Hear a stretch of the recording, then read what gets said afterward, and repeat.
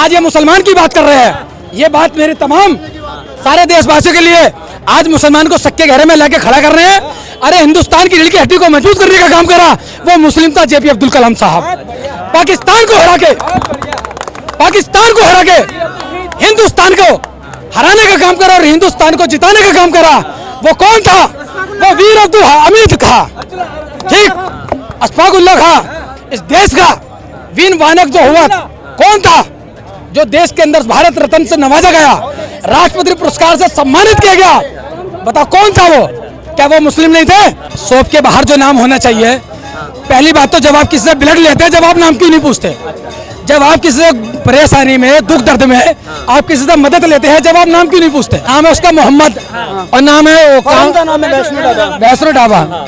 हो सकता है क्योंकि उसकी आस्था हिंदू समाज में भी हो। कोई थूक रहा है, लगातार वीडियोस आ रही हैं, मेरे को वो थूका हुआ भोजन नहीं खाना, मैं कैसे बचूं? कांग्रेस के साथ है ना, 30-40% ऐसे कांग्रेस को देते हैं, वो दबा के खाते हैं और मंदिर में दबा के कांड भी करवाते हैं, यही वीडियो लेके दिखाते हैं, हिंदुओं को बदनाम भी करते हैं। तो उसको मानना बंद कर दो। आप क्या कहना चाहते हो? अच्छा, आप इंडिया से आप ये कहना चाहते हो कि मैं मेरे धर्म को मानना बंद कर? लोग यहाँ कह रहे हैं ना कि घर से लेके आओ, घर से लेके आओ। एक चीज ध्यान रखना, जितने मुसलमान भाई है ना, उनके पास 40 से 50% कस्टमर हिंदू जाते हैं। अगर घर से उठाना खाना ले जाएंगे ना तो उनकी भी आय कम होगी। ये गलत बात है। आइडेंटिटी किसी को बताने में कोई दिक्कत नहीं होनी चाहिए।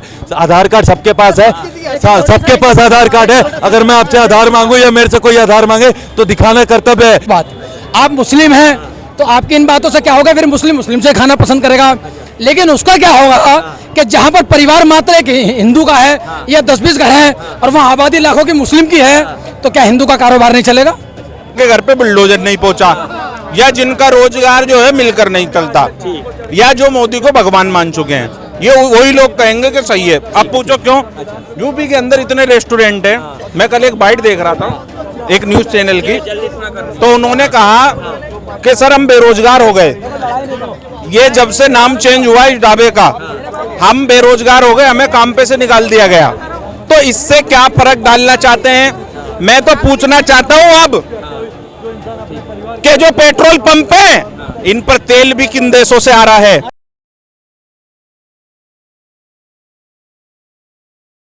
नाथ ने कहा है कि जो शॉप है सबके बाहर नाम होना चाहिए। किस तरह देख रहे हैं? क्या देखिए सुनिए, शॉप के बाहर जो नाम होना चाहिए, पहली बात तो जब आप किसी से ब्लड लेते हैं, जब आप नाम क्यों नहीं पूछते? जब आप किसी से परेशानी में, दुख दर्द में आप किसी से मदद लेते हैं, जब आप नाम क्यों नहीं पूछते? बिल्कुल पूछ के लेते हैं। तो किसी रोजगार के लिए आप नाम पूछकर उसके रोजगार को खत्म करना चाह रहे हैं, तो देश का मुसलमान क्या रोटी खाएगा फिर? बताओ। मैं तो जैसे मानसिकता की जो बात कही ना, मैं मानसिकता नाम छुपा के सामान क्यों बेचना है? उसके पीछे क्या मानसिकता है? हाँ, ये बताइए। नाम छुपा उसका जो बेचने वाला है वो है मोहम्मद और नाम लिखा हुआ वैष्णो ढाबा, उसके पीछे क्या मानसिकता? भैया जवाब दे दो। आपने कहा कि जिसके पीछे नाम है उसका मोहम्मद और नाम है वो कौन सा नाम है? वैष्णो ढाबा। हो सकता है क्योंकि उसकी आस्था हिंदू समाज में भी हो। अच्छा, उसकी आस्था हिंदू समाज से जुड़ी हुई हो। यदि अगर वो अपने कारोबार को आस्था रहती भाई तो ऐसा नहीं होता। आप एग्जाम्पल देखो, क्या है हिंदू समाज में आस्था?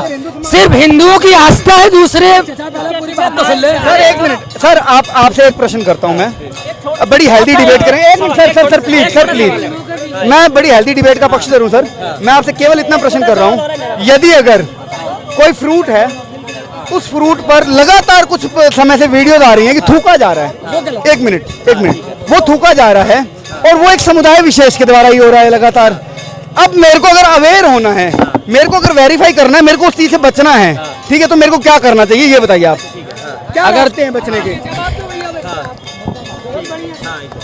सभी साथी बड़े ध्यानपूर्वक सुनना कि जो किसी की भावनाओं को ठेस पहुंचाने का काम करे, पहली बात तो उसके आदमी के अंदर मानवता, इंसानियत नहीं।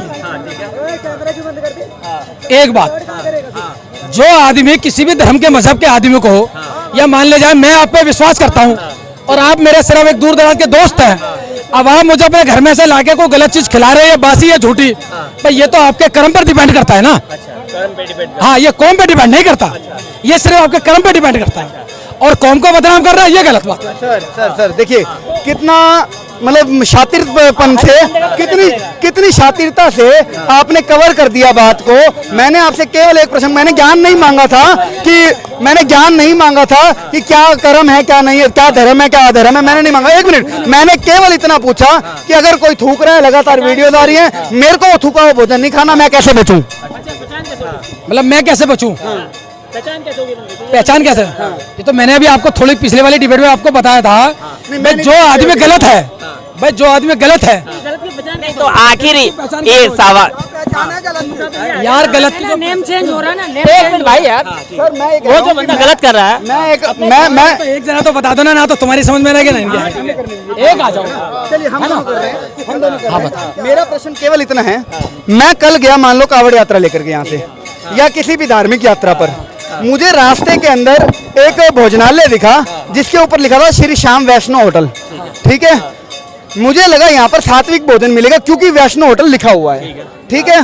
मैं वो सात्विक भोजन करने वहाँ पर चला गया, मैंने वहाँ पर खाना खाया, मेरी यात्रा करी, वापस आया। वापस आते हुए मेरे को पता चला वो जो होटल था वो किसी अब्दुल का था, और क्योंकि अब्दुल के मजहब के अंदर मांस खाना हलाल है, ठीक है। और वो शाम को होटल मंगल करने के बाद में उसी फ्राई पैन में अपने मांस को उसने गर्म किया और खाया है, और उसी फ्राई पैन में उसने मेरे को दाल फ्राई खिलाई थी, ठीक है। क्या मेरी वो यात्रा सफल होगी? अच्छा ठीक है, एक बात बता दीजिए, अगर सुनता ले। अगर ऐसी बात है तो फिर तो एक सेकंड, ऐसी बात है तो कभी भी किसी इंसान को दूसरे मजहब और थाली प्लेट में खाना ही नहीं चाहिए आपके। हाँ, मैं यही बात, भाई साहब ने कहा कि कभी नहीं। वो मीट खाता है।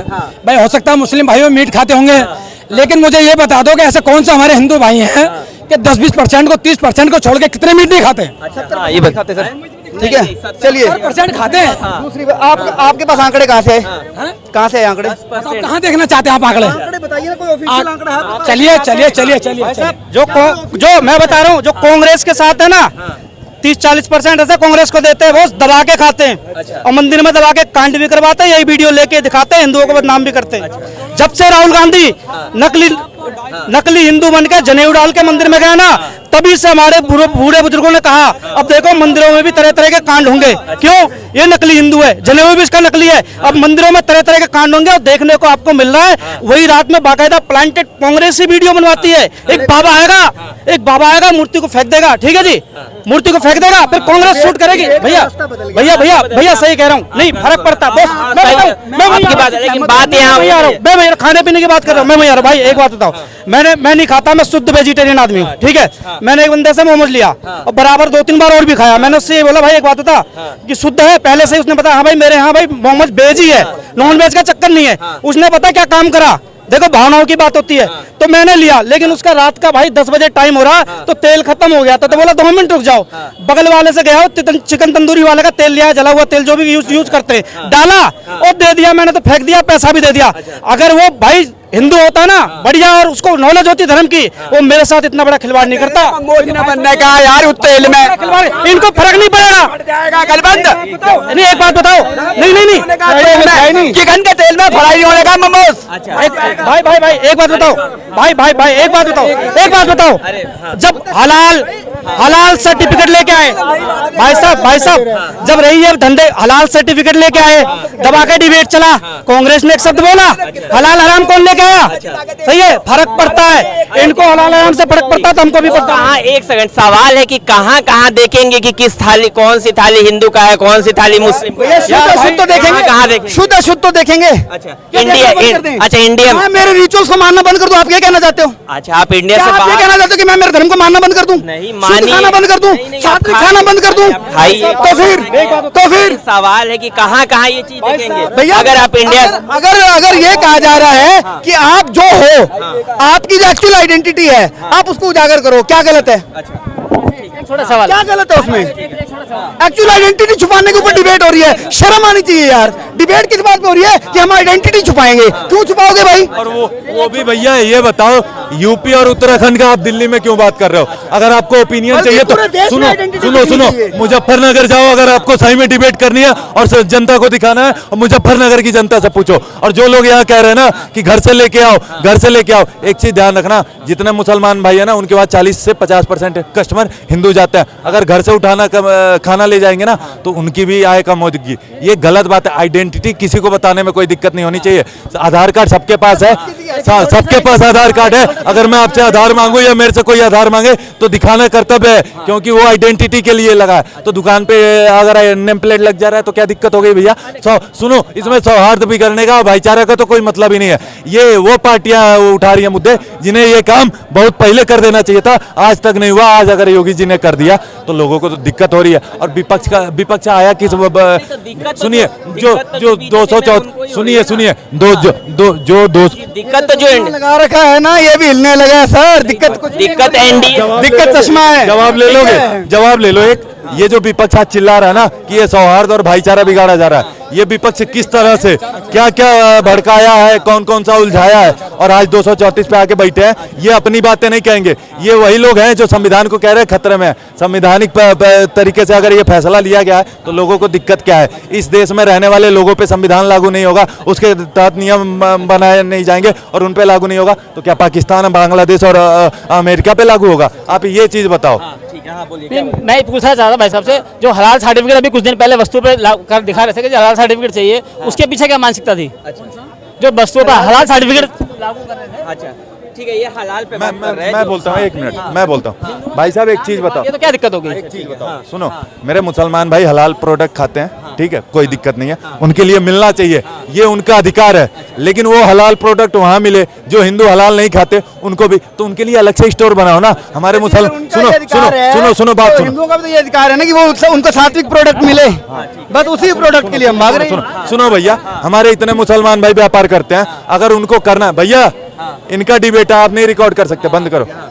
अगर इतना दिक्कत है तो मुसलमान भाई बहुत व्यापार करते हैं, उनके लिए हलाल प्रोडक्ट का दुकान उनको खोलना चाहिए कि नहीं खोलना चाहिए? तो आप सार्वजनिक क्यों खोल रहे हो? सबके लिए क्यों खोल रहे हो? इस देश में जैन, पारसी, सिख, बौद्ध, कौन से धर्म के लोग नहीं रहते?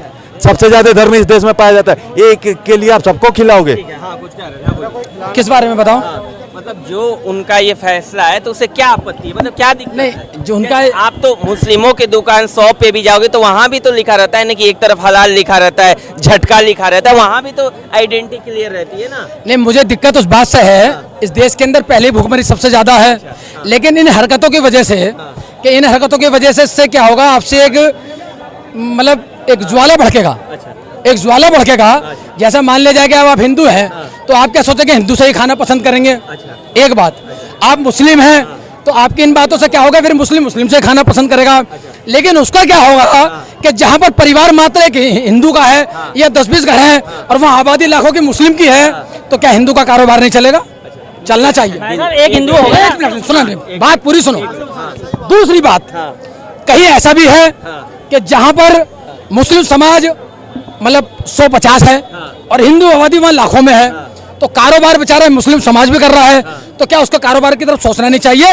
अगर इनको देश के अंदर यदि वास्तव में देश की चिंता है तो इनको देश में अंदर गरीबी की भी सोचनी चाहिए। अच्छा तो ये बात बताइए, अच्छा एक बात बताइए, जो दिल्ली में मुस्लिम शॉप्स है, यहाँ पे जो चिकन की दुकान है, नजीर है, करीम है, तो क्या वहाँ हिंदू खाने नहीं जाते हैं? बड़े भाई साहब, अगर इन्हें सबसे ज्यादा हिंदू जो खाने जाते हैं ना मुसलमानों की दुकानों पर, ये उनके हाथ के बने टेस्ट के लिए जाते हैं, ये उनके टेस्ट के लिए जाते हैं।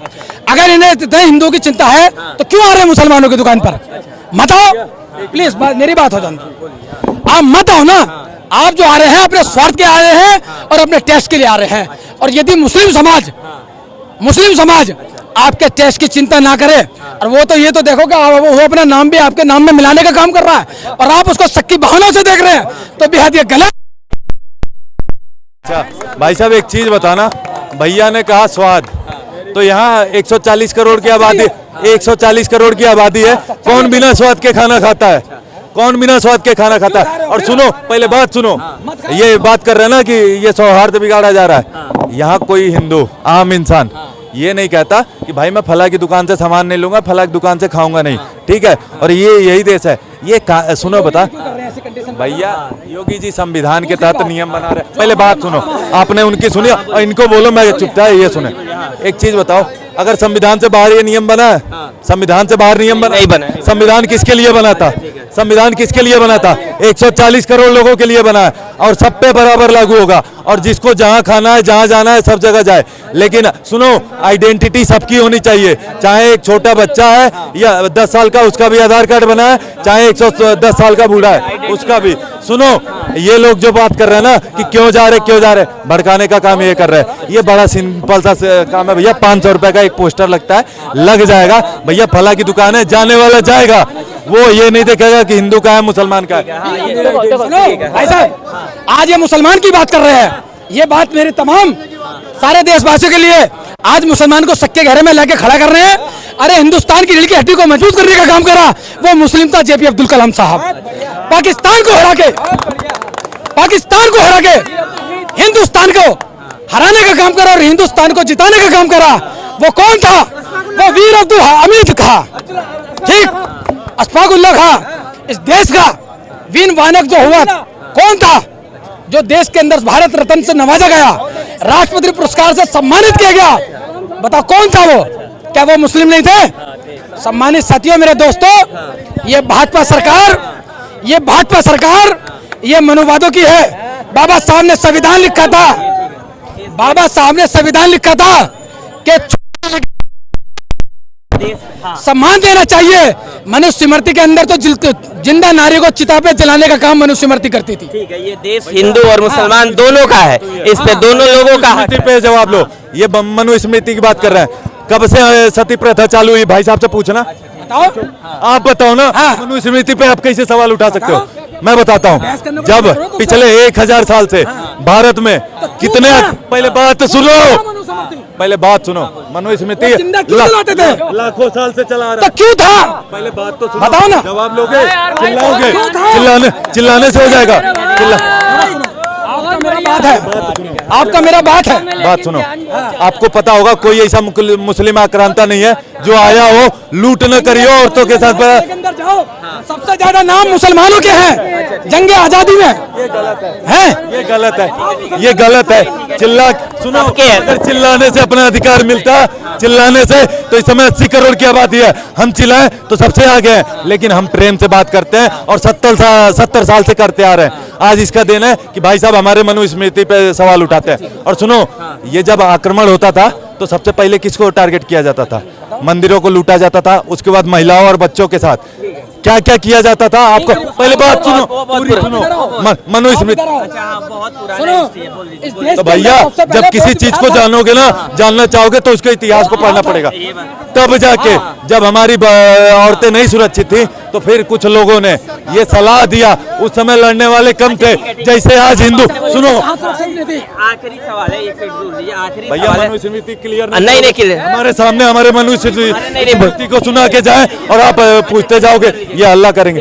तो उसके बाद सती प्रथा शुरू हुई, ठीक है। जब मुगल आते थे वो बहन बेटियों के साथ बलात्कार करते थे। कोई ऐसा आक्रांता बता दो जिसने 2-4-10 हजार महिलाओं के साथ बलात्कार न किया हो, बच्चों को और पुरुषों को न मारा हो। ये बहुत लंबा एक बात और बता देते, यहाँ बात किसी और चीज की चल रही है, किसी के धर्म की नहीं। अगर मनुस्मृति को उठा रहे हो तो शरीयत को भी उठाओ। और अभी बंगाल में शरीयत के हिसाब से, सुनो, एक लड़की को उल्टा लटका के मारा गया, उस पे आप नहीं बोलोगे। भाई हमारे मनुस्मृति पे बोल रहे हो तो उस पे भी बोलो। बुरे भाई, कोई बुरा मत मानना कि मैंने शरीयत का नाम लिया। आप मनुस्मृति पे सवाल उठाओ तो इस पे भी उठाओ, और नहीं तो राष्ट्र की बात करो, किसी के धर्म की बात मत करो। आखिरी सवाल है, जो योगी आदित्यनाथ ने जो फैसला लिया वो सही है? आखिरी सवाल है, सही है? सही है, गलत है? आप योगी फैसला है, गलत है? सही है बिल्कुल सही है। चलिए, कुछ लोग से वो लोग कह रहे हैं या तो जिनके घर पे बुलडोजर नहीं पहुंचा, या जिनका रोजगार जो है मिलकर नहीं चलता, या जो मोदी को भगवान मान चुके हैं, ये वही लोग कहेंगे कि सही है। अब पूछो क्यों? यूपी के अंदर इतने रेस्टोरेंट हैं। मैं कल एक बाइट देख रहा था एक न्यूज चैनल की, तो उन्होंने कहा कि सर हम बेरोजगार हो गए, ये जब से नाम चेंज हुआ इस ढाबे का, हम बेरोजगार हो गए, हमें काम पे से निकाल दिया गया। तो इससे क्या फर्क डालना चाहते हैं? मैं तो पूछना चाहता हूं अब कि जो पेट्रोल पंप है इन पर तेल भी किन देशों से आ रहा है? अगर तुम ज्यादा ही बड़े वाले बनना चाह रहे हो तो मना कर दो कि भाई पंप से तेल नहीं लेंगे हम, तेल का भी बायकॉट करो फिर। ठीक है, धन्यवाद।